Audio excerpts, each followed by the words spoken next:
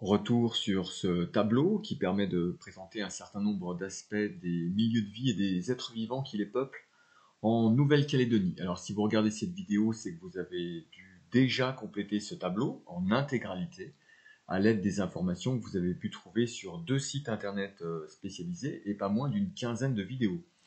Alors précédemment, je vous avais montré comment faire, avec l'exemple de la savane, qui n'est qu'un écosystème parmi d'autres en Nouvelle-Calédonie. Je vous propose maintenant quelques éléments de correction qui ne sont absolument pas à mémoriser, mais qui permettent plutôt de dresser un premier inventaire très général de la biodiversité locale.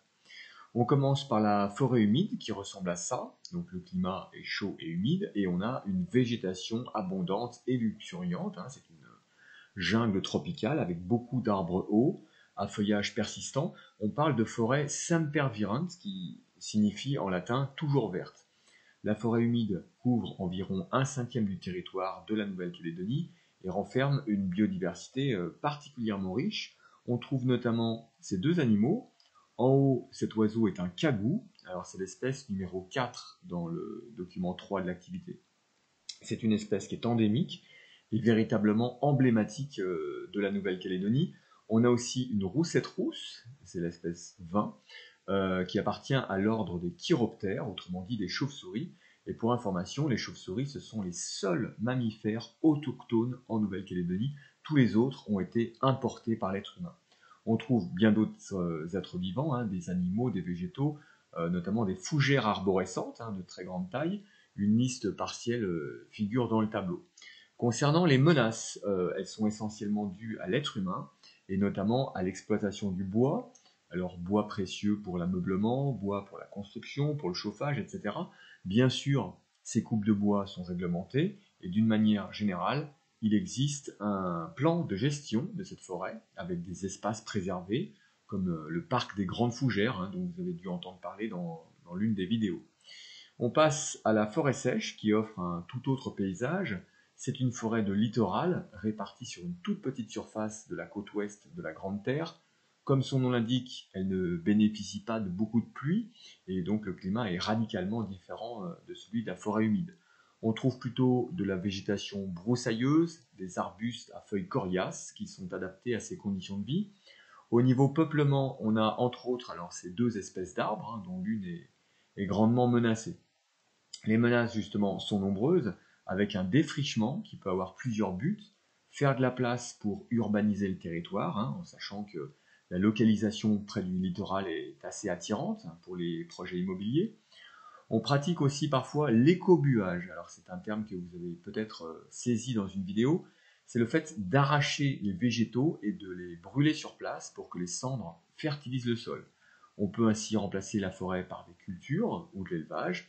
Autre menace, les espèces invasives. Alors généralement introduites par l'être humain, ces espèces vont coloniser l'écosystème et le déstabiliser. C'est le cas des cochons sauvages ou des cerfs qui broutent la végétation sans discernement. Certaines plantes sont également invasives et tendent à gagner du terrain, à entrer en compétition avec la végétation initialement présente. Une solution envisageable, c'est entre autres la délimitation d'espaces protégés. Alors ça consiste en gros à poser des clôtures, surtout pour empêcher les animaux ravageurs de passer et pour inciter aussi les randonneurs à emprunter d'autres chemins. Le maquis minier, on en avait déjà parlé un peu, on avait rempli partiellement une case. Alors il est représenté sur cette photo, et tout de suite, on voit les traces de l'intervention humaine avec l'exploitation du sous-sol qui est dit ultramafique et qui est riche en nickel, donc un minerai d'intérêt. Ce sont donc des mines que vous voyez avec un décapage très important du sol qui du coup est sujet à l'érosion, qui est très dégradé.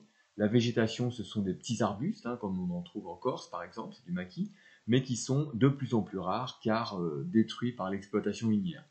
On a quand même quelques arbres en danger pour la plupart et des animaux, notamment certains lézards endémiques. Les menaces, on les a évoquées, elles sont la conséquence de l'exploitation minière et pour remédier à ça, il y a des tentatives de revégétalisation, donc réintroduction des espèces végétales qui peuplaient initialement l'écosystème dans l'espoir qu'elles puissent s'implanter à nouveau. Il nous reste deux écosystèmes. On commence par le premier. Alors cette photo est très célèbre, hein, vous la connaissez peut-être.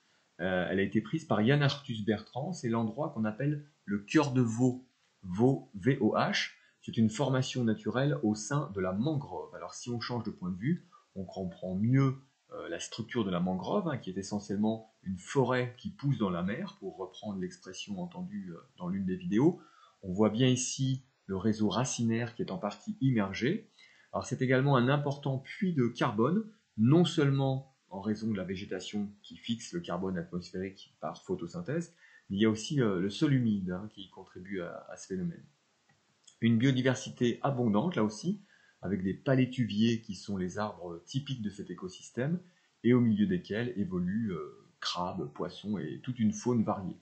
Alors c'est un écosystème très fragile et qui a beaucoup souffert depuis un siècle en raison notamment du réchauffement climatique, lequel contribue à l'élévation de la hauteur des océans et donc à la disparition des mangroves lorsque celles-ci ne peuvent pas reculer sur les terres émergées. Ce constat, hein, malheureusement, est valable dans d'autres localités que la Nouvelle-Calédonie. Alors que faire? Il y a déjà préserver le milieu à l'échelle locale, hein, et puis plus généralement limiter les émissions de gaz à effet de serre afin de limiter le réchauffement climatique global. Et puis ça, à titre individuel, on peut tous faire un geste pour l'environnement. Dernier écosystème, et pas des moindres, le lagon. Alors on en avait parlé brièvement dans une vidéo précédente. C'est une étendue d'eau peu profonde, fermée au large par un récif corallien. La biodiversité est tout à fait spectaculaire, hein. Ce corail en forme de cerveau, c'est l'espèce numéro 8 du document. Vous comprenez aisément d'où vient son appellation. En dessous, on a un dugong, un gros mammifère marin, herbivore, et qu'on surnomme parfois vache marine.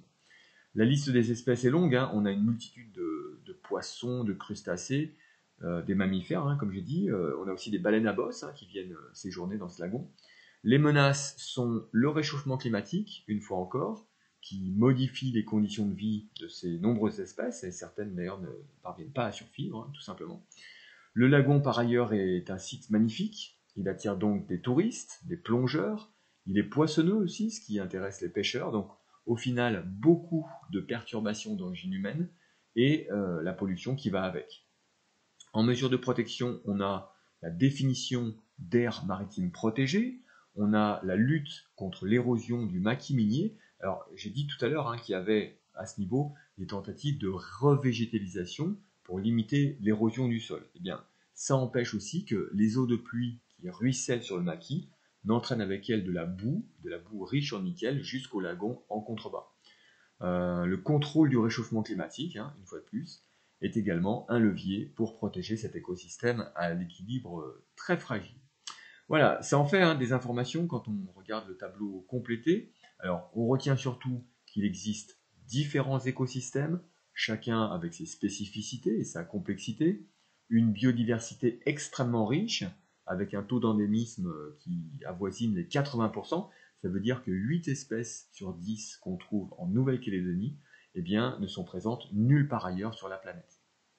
On retient aussi que ces écosystèmes peuvent être altérés, dégradés, mis en danger, souvent par l'être humain qui par ailleurs a le pouvoir d'inverser la tendance si toutefois il prend des mesures suffisamment efficaces et avant qu'il ne soit trop tard.